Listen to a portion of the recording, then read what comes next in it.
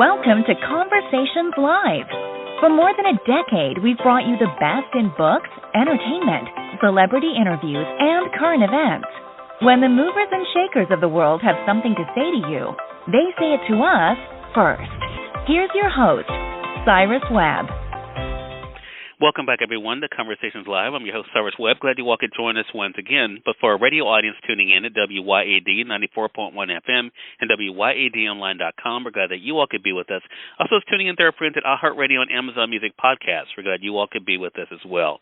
We talk a lot on this program about how music has a way of being able to bring people together, but also to be able to share important messages. And that definitely is true of the music of our next guest. We're excited to welcome songwriter and producer Derrick D.Y. McDaniel to our program.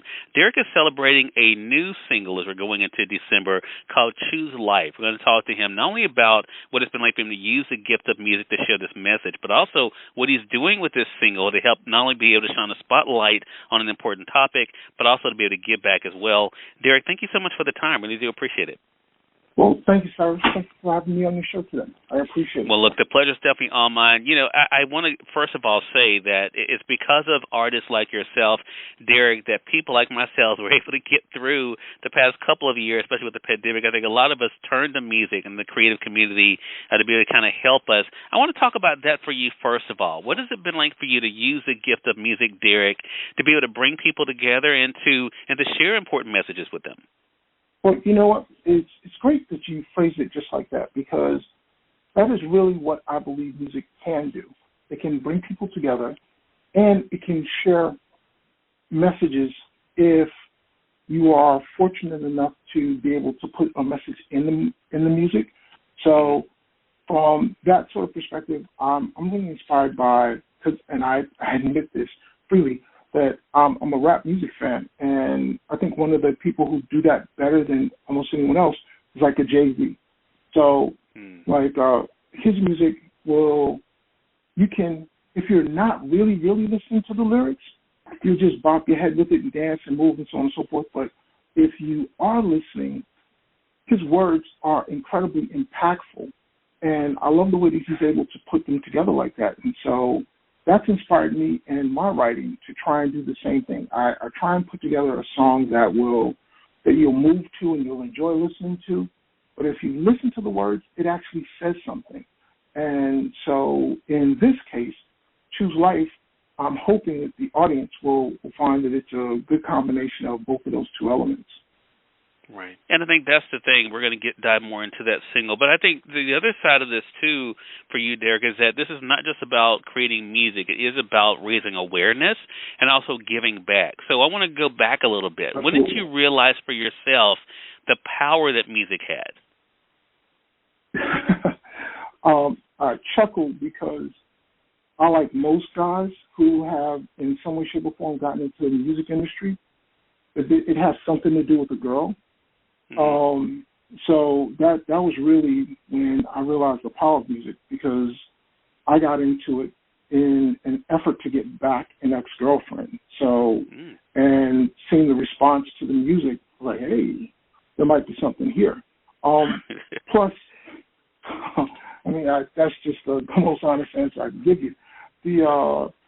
But I think there's something really special in watching a person, start to move to a track that you put together.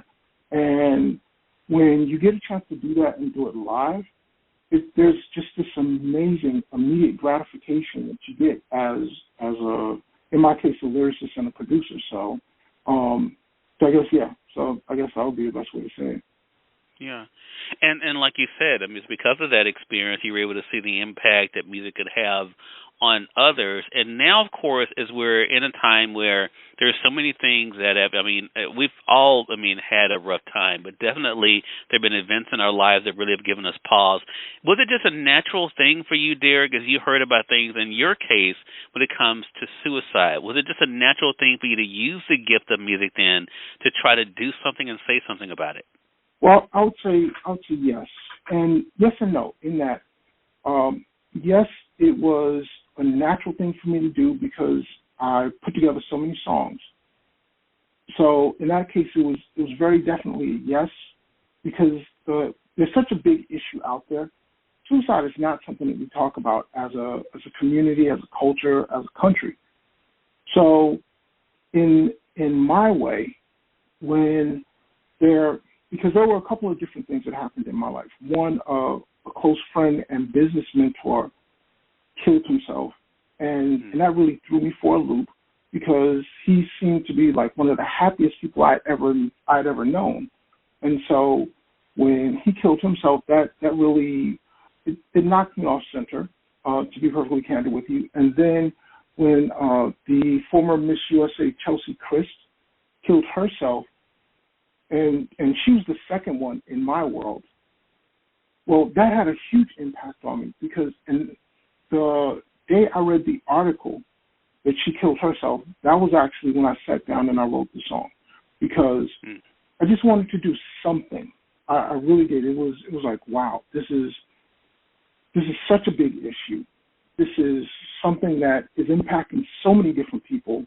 Well, in my way, I can do something about it because the Chelsea Christ one, on the heels of my friend killing himself, I was terrified. I'll be perfectly candid with you. I was terrified, one, at the topic and the enormity of the issue, and two, on a personal level, because I have two young daughters, one 10 and one 14.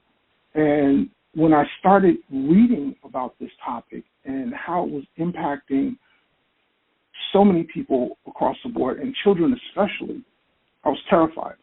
And I was like, well, I can't do anything on, like on a national scale, like as some politicians may be able to or something like that, but I can help in my own little way.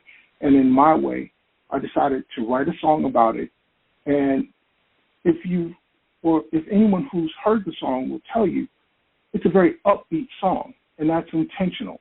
I wanted it to be uplifting. I wanted it to be encouraging. I wanted it to be something that people could, sort of listen to and enjoy from a musical aspect. But I also wanted it to be something that actually said something that people can take away from it. And I was very encouraged. The first few people I let hear it, they all came back and said essentially the same thing. It was like, hey, you know what? You got to put this song out. You got to let people hear it. This is something people need to hear. And I got to say, I felt really good about that. So. Well, yeah, it really is a powerful message, Derrick. In fact, our radio audience here in Mississippi, they'll be able to hear it at the end of our conversation here, and we're going to let our audience know, of course, how they can be able to support it, too. I think there are a couple of things that stood out to me, Derrick, that I want to share with our audience. One is something that you say in the words of the song, and there are two versions of it that our audience can be able to enjoy, but one of the messages is this, and that is, suicide is a permanent solution to a temporary problem. And I think for a lot of people, when they stop and give that some thought, I think it really will give you pause. But I do want to ask you something because you mentioned the two incidents, especially the one that kind of spurred this song. Even in your industry, in the music industry, we've seen, a lot of, unfortunately, this year, a lot of suicides or overdoses, in the industry. Is that one of the things that you also hope people realize, even in the creative community, Derrick, that, remembering that no matter how difficult things may get, don't take what is a temporary situation and use a permanent solution and try to fix it? Oh, absolutely. I mean, the entertainment industry has always had a lot of people who have killed themselves, whether they be singers or actors or actresses, and that's definitely a problem, without question. But I think I want to make sure that as prevalent as it is there, because the individuals in the industry are so high profile, and they get media coverage and stuff like that, and that's that's both good and bad, obviously. But I also don't want other people to think that it's only there, because when you look at the statistics, and this is one of the things that terrified me, quite frankly. When you look at the statistics, I think in 2020 that was the most recent set of numbers that I had seen. Something like 46,000 people killed themselves in 2020. So that breaks out to roughly one person killing themselves every 11 minutes, which is bad enough. But when it really gets scary, when you look at it, and we won't turn this into a math class, one, because it's not, and two, because I'm not good enough at math to do it. But when you really look at the numbers, it's one person kills themselves every 11 minutes, but for every one person that does kill themselves, 4 people try. So, doing rough math just on that breaks out to basically 5 people every 11 minutes or one person every 2 minutes. That is scary. One person every 2 minutes tries to kill themselves.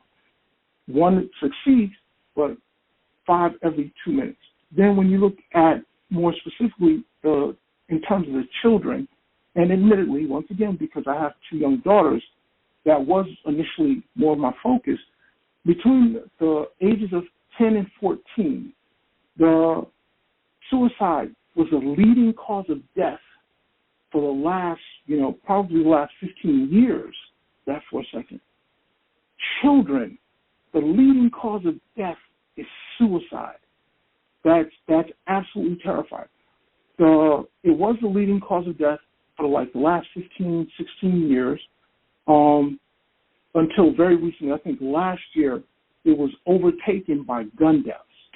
Now that's a whole different conversation, but prior to that, it was the leading cause of death for kids.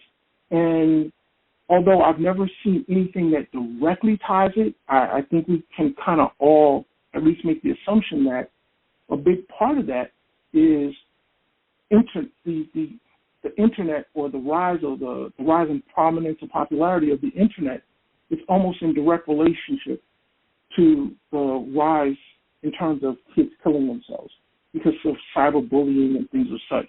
And that's why specifically in the song Choose Life, the second verse is dedicated to cyberbullying and things of such. So I don't know, as a father, and I can only speak from my own personal perspective, but I would assume most fathers would share this opinion. That is something that would terrify any parent or any father, because it's one of those things like, how do you control that? What can we do to help protect our kids from this thing called the internet, where we all know people can be cruel, they can be hurtful, even more so than in person, because they have the cloak of anonymity.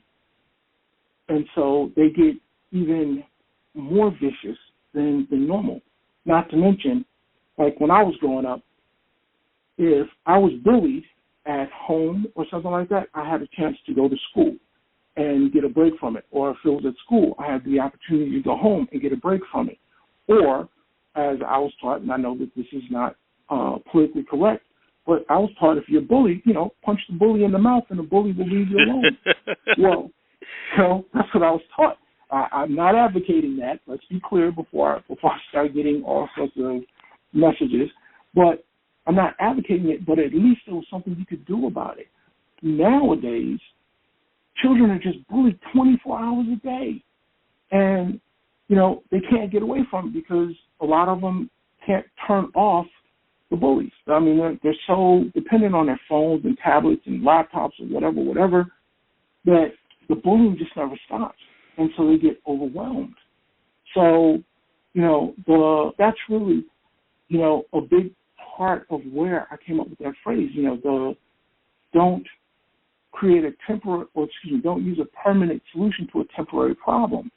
Right. And so, of course, a lot of kids don't have that perspective. They don't have the years of perspective to say, okay, yeah, this is a temporary thing. I can get through this. So for them, it does feel like they have no way out. So I wanted to be very clear. No, this is a temporary problem. The song also tells them, talk to people. Talk to the people that love you. Get help, because that's that's the next part of the song in terms of I wanted to somehow, some way try and normalize this topic, at least give people a launching point to talk about this.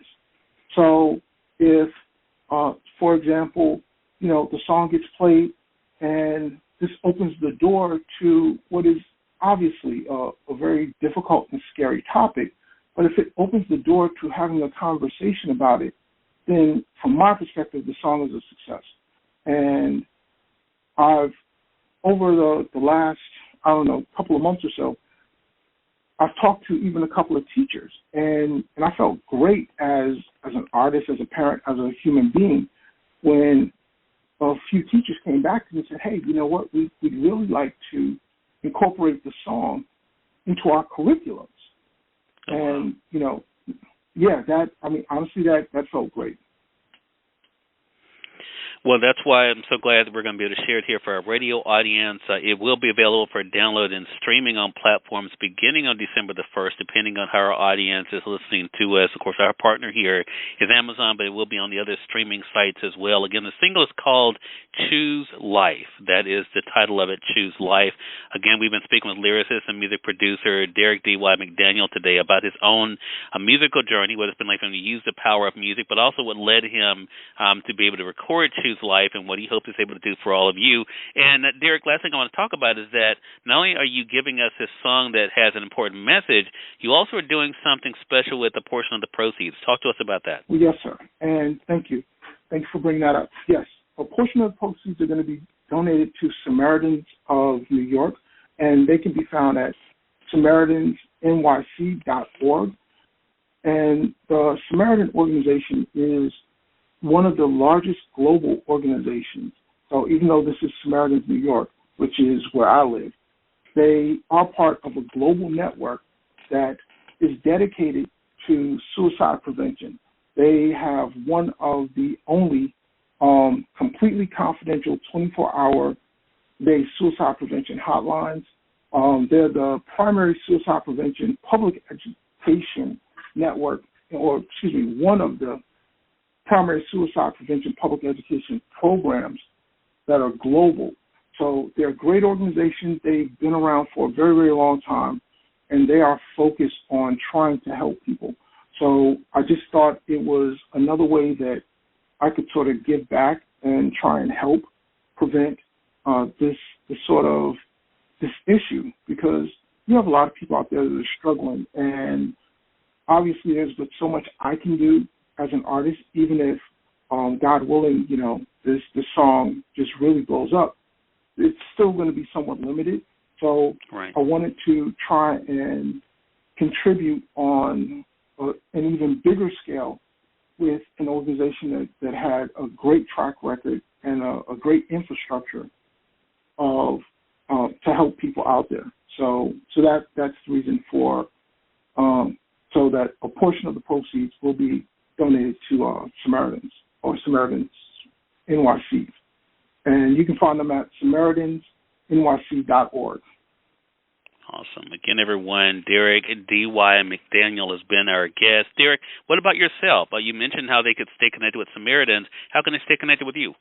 Oh, definitely. So, and thank you. I'm at D.Y. McDaniel 16 on Instagram. So that's DYMCDANIEL 16.